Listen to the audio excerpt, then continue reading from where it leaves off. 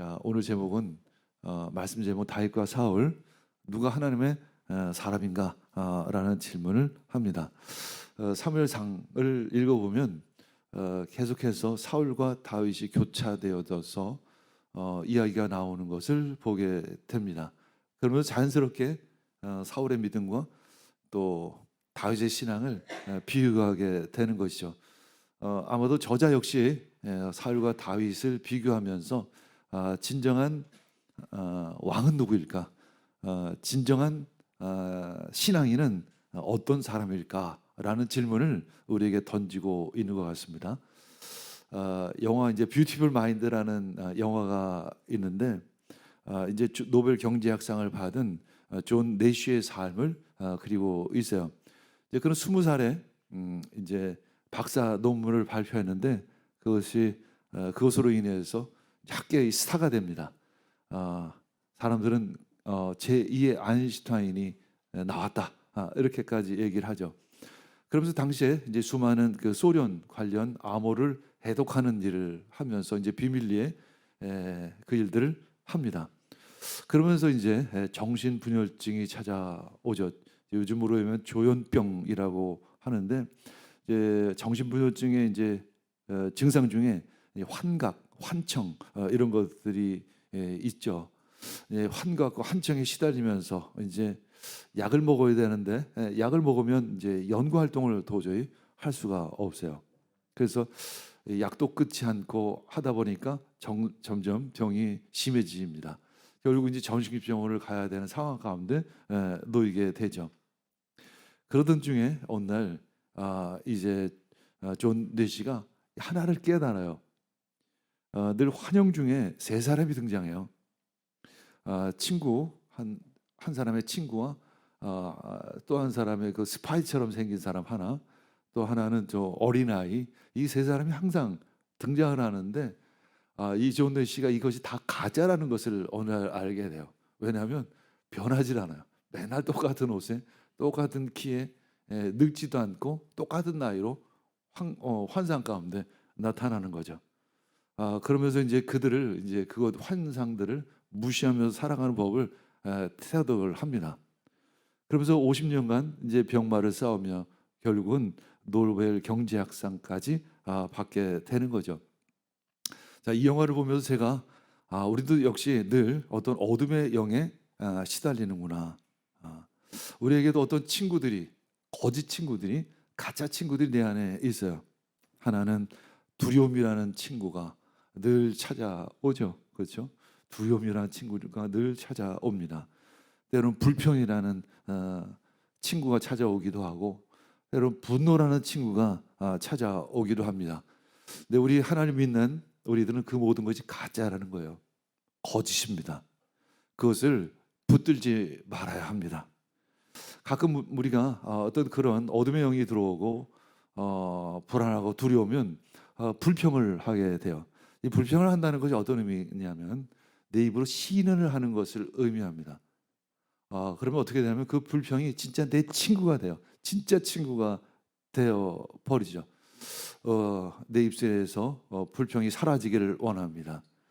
내가 그것을 내 친구에게 얘기하는 순간 그 친구는 어떤 친구가 되냐면 나쁜 친구가 되는 것이기에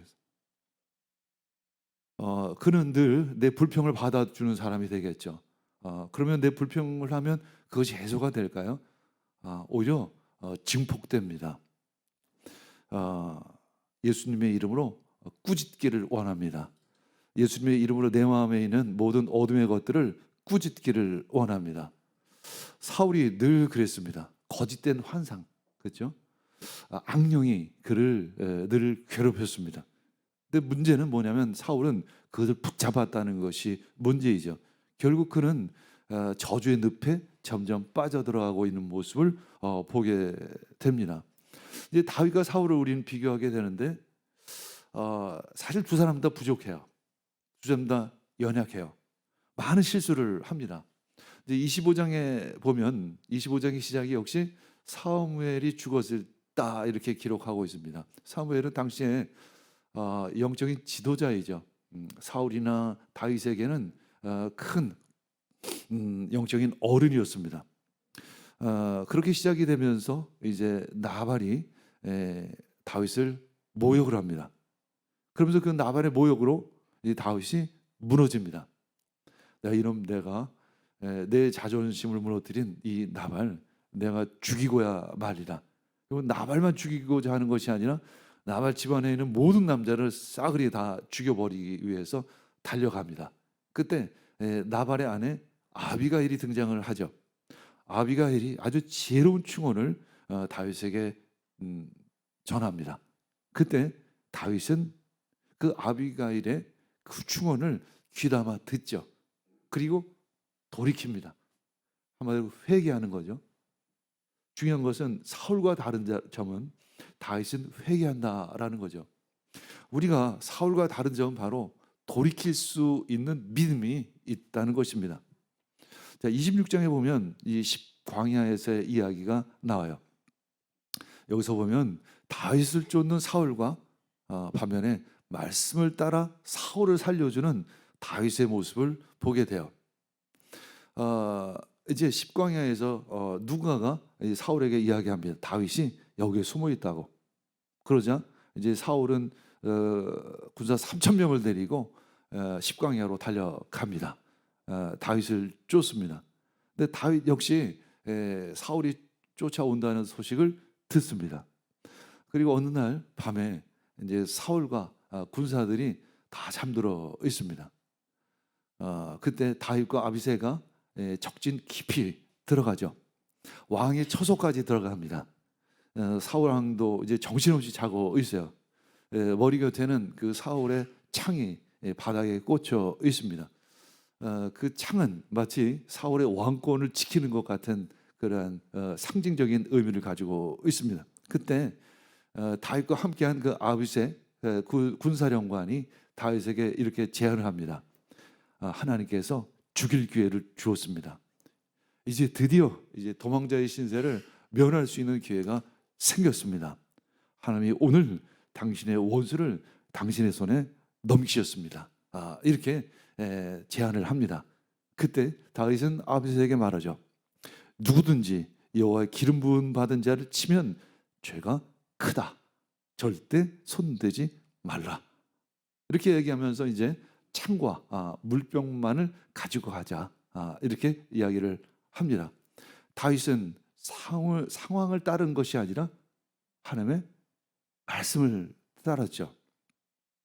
그런 다음에 이제 다윗은 사울에게 큰 소리로 멀리 떠들어서 큰 소리로 말합니다. 26장 18절 읽겠습니다. 그런 다음에 다윗이 말했다. 나의 상전이신 임금님은 어찌하여 이렇게 임금님의 종을 사냥하러 나오셨습니까? 내가 무슨 잘못을 저질렀습니까? 내 손으로 저지른 죄악이 무엇입니까? 다윗은 한 번도 사울을 해하려고 했던 적이 없어요. 끊임없이 다윗은 사울의 충신이었습니다. 근데 그죠? 사울의 마음에 다윗은 자신의 적대자다.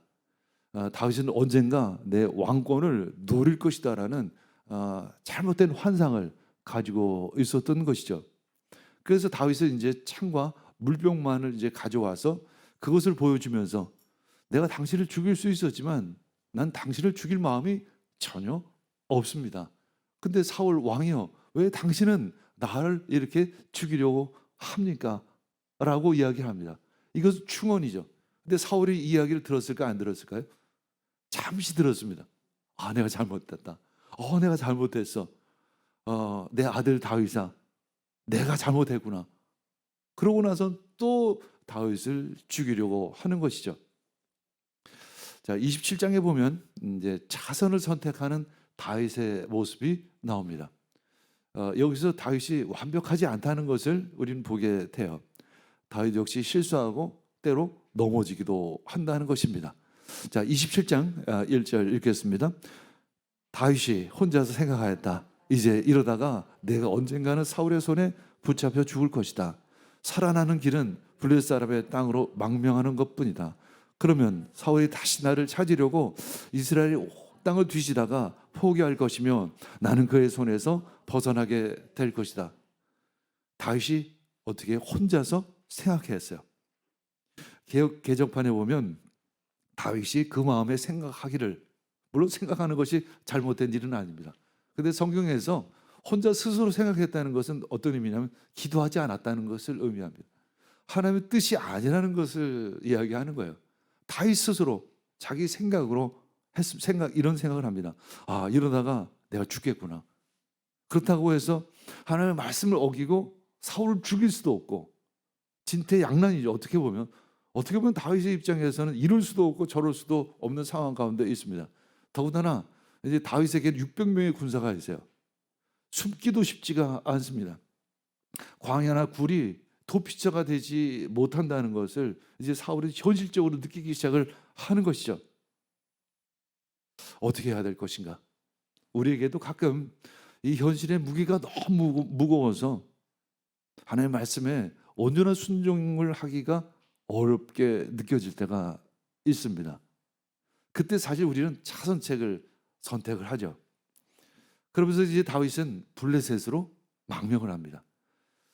블레셋은 이스라엘의 가장 적이죠. 사실은 굉장히 큰 원수와 같은 적입니다. 근데 이 블레셋으로 피하면 사울이 자신의 생명을 없이 하지 못할 것이라는 것을 알고 블레셋으로 망명을 하는 것이죠. 사실 하나님도 눈을 감아 주십니다. 물론 그것이 하나님이 원하시는 것은 아니에요. 근데 하나님은 그냥 지켜보고 계시죠. 이것이 바로 하나님의 기다림입니다. 근데 그것에 대한 신앙의 타협이죠. 그것에 대한 대가는 치루어야 합니다. 세상을 택한 대가, 거짓과 타협을 해야 합니다. 자, 다시 이제 블레셋으로 망명을 해서, 근데 이제 그의 예상대로, 다윗의 예상대로 사울은 더 이상 다윗을 쫓지는 않습니다. 그래서 이제 다윗은 이제 아기스 왕에게 자기가 살 어떤 지역을 하나 정해 주십시오. 그러면 그곳에서 내 군사들을 데리고 그곳에서 살겠습니다. 그랬더니 아기스 왕은 시글락이라는 지역을 다윗에게 주어서 그래서 1년 4개월 동안 살게 됩니다. 그러면서 다윗은 이스라엘의 적대 세력인 구술, 기르스, 이제 아말렉 사람들을 치기 시작을 합니다. 그러면서 절대 블레셋으로 망명을 했지만 다윗은 자신의 그 조국 이스라엘만은 치지를 않아요. 오히려 이스라엘의 적대 세력인 구술, 기르스, 아말렉 사람을 치는 거죠. 자, 27장 9절 읽겠습니다. 다윗은 그들이 사는 지역을 칠 때에는 남녀를 가리지 않고 한 사람도 살려두지 않고 양과 소와 나귀와 낙태와 옷을 약탈하였다. 약탈물을 가지고 아기스에게로 돌아가면 이제 여호와의 군사가 어떻게 됐습니까?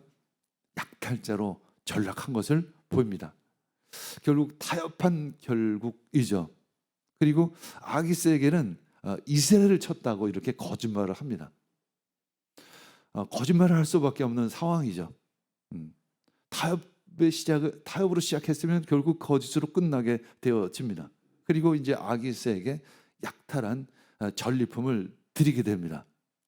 그리고 그들을 이제 모조리 남녀 관계없이 모조리 죽여버리고 맙니다. 그 죽여버리는 이유가 있어요. 자, 27장 11절 읽겠습니다. 다윗이 남녀를 가리지 않고 죽이고 가드로 데려가지 않은 것은 그들이 다윗의 정체를 알아 다윗이 그런 일을 하였다고 폭로할까 두려웠기 때문이다. 다윗은 블레셋 사람의 지역에 거주하는 동안 언제나 이런 식으로 처신했습니다. 다윗은 이제 이스라엘 적대 국가인 블레셋으로 망명을 했어요. 그러면서 블레셋을 위해서 싸운 것이 아니라 계속 이스라엘을 위해서 싸웠습니다. 그냥 거짓말을 할 수밖에 없죠. 그러니까 이스라엘 적대 세력 아말렉과 같은 지역을 계속 공격을 합니다. 그리고 이 지역에 있는 남녀를 가리지 않고 모조리 죽여버리고 말죠. 왜냐하면 살아나오면 이 중에 누군가가 이제 아기스 왕에게 고발을 할까봐 늘 이런 식이었다라는 것입니다. 우리가 세상과 적당히 타협할 때 결국 거짓을 낳을 수밖에 없습니다. 이제 때가 되면 둘 중 하나를 선택할 수밖에 없는 때가 오죠. 계속 거짓말로 그 관계가 유지될 수 있는 것은 아닙니다. 이제 블레셋이 이제 이스라엘을 공격하기 시작합니다. 블레셋의 공격은 어떻게 될까요? 다윗과 사울에게 모두에게 위기가 됩니다. 이제 아기스 왕이 직접 이스라엘을 치겠다라는 거죠. 그러니까 당연히 다윗 너도 이 전쟁에 참여해야 된다. 이제 다윗은 진퇴양난에 빠집니다. 어떻게 해야 되겠죠? 같이 이스라엘을 친다면 어떤 결과가 있을까요? 다윗은 이스라엘의 왕이 될 수는 없겠죠. 다윗의 위기입니다. 이스라엘을 칠 것인가? 아니면 다시 블레셋을 배반할 것인가? 다윗은 결국 이스라엘을 치지는 않습니다. 다윗은 실수하고 넘어지지만 회개하고 돌이킵니다. 그러나 사울은 한계선을 넘어요. 하나님과 점점 멀어져만 갑니다. 28장 3절 읽겠습니다.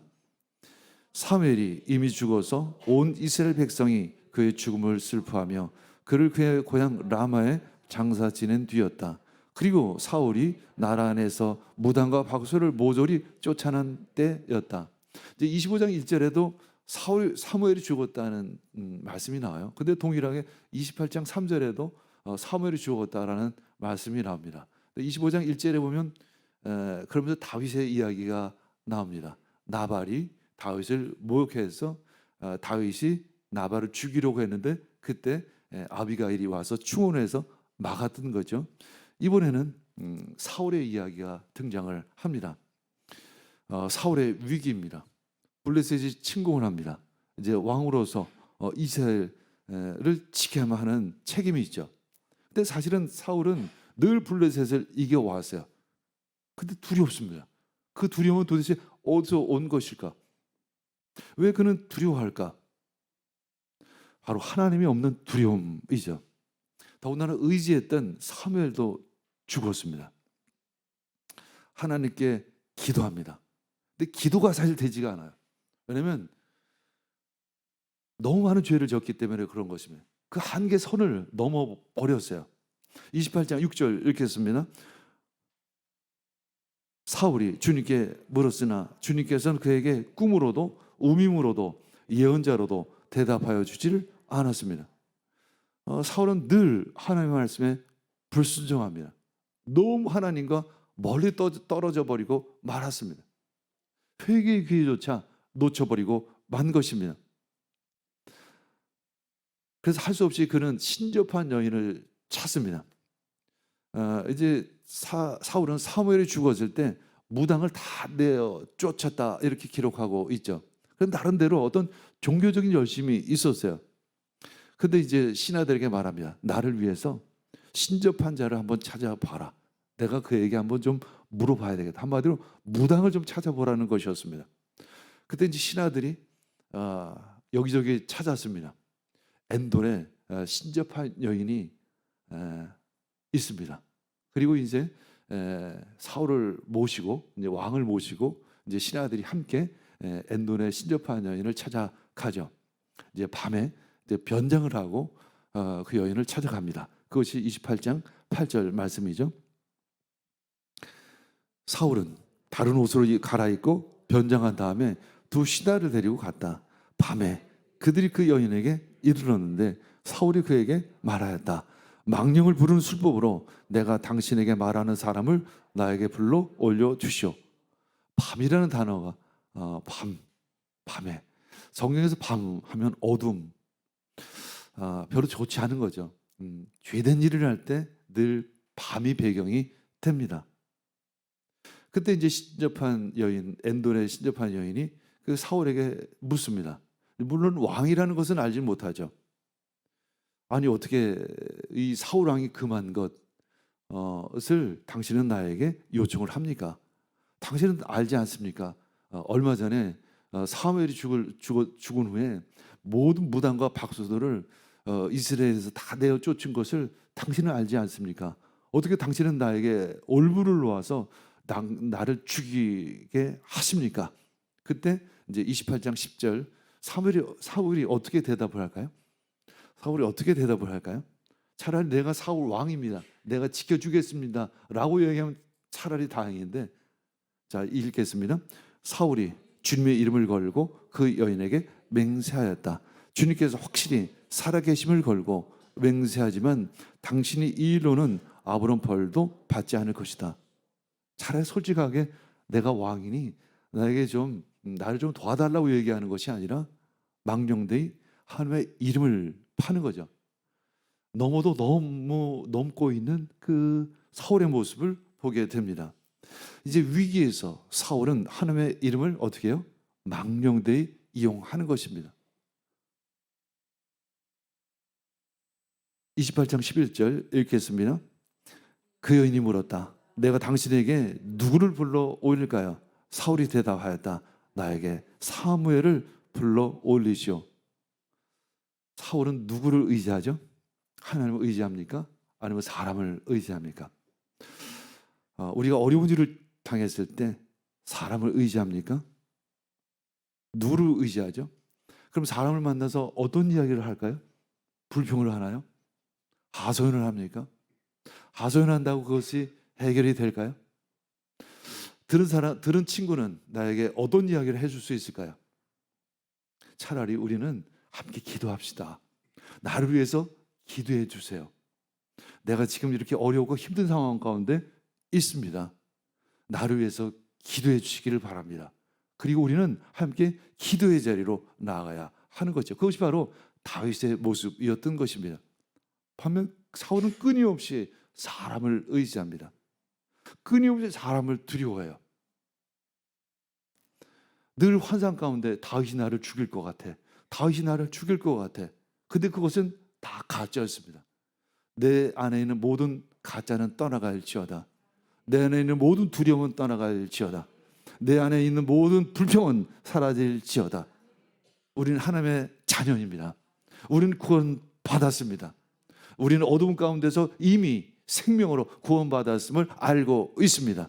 성령님 내 가운데 임하여 주시옵소서. 성령님 내 안에 임하여 주시옵소서. 내 안에 있는 모든 어둠의 영들은 떠나갈지어다. 그렇게 기도하기를 원합니다. 그리고 불평할 것이 있으면, 내가 어려운 일이 있으면 차라리 하나님께 하소연하기를 원합니다. 하나님, 내가 이렇게 힘이 듭니다. 내가 이렇게 문제가 있습니다. 내가 이렇게 어려운 일들이 있습니다.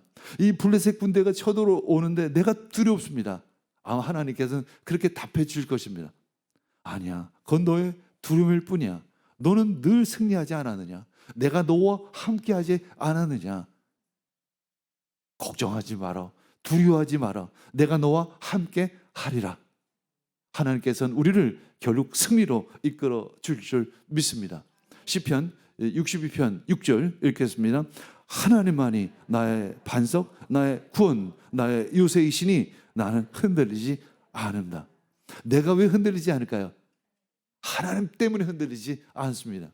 사람을 의지하면 어떻게 될까요? 흔들립니다. 한 번 불평이 두 번 불평이 되고, 두 번 불평이 세 번 불평이 되고, 그 불평이 진짜 내 것이 되어질 것입니다. 마치 사울처럼 예수 그리스도 이름으로 명하는 모든 불평은 떠나갈지어다. 두려움은 떠나갈지어다. 하나님께서 나에게 승리를 주셨습니다. 아멘. 나의 구원이신 하나님, 나의 요새이신 하나님, 나의 반석이신 하나님이 늘 나와 함께 하시고 계심을 알고 있습니다. 아멘.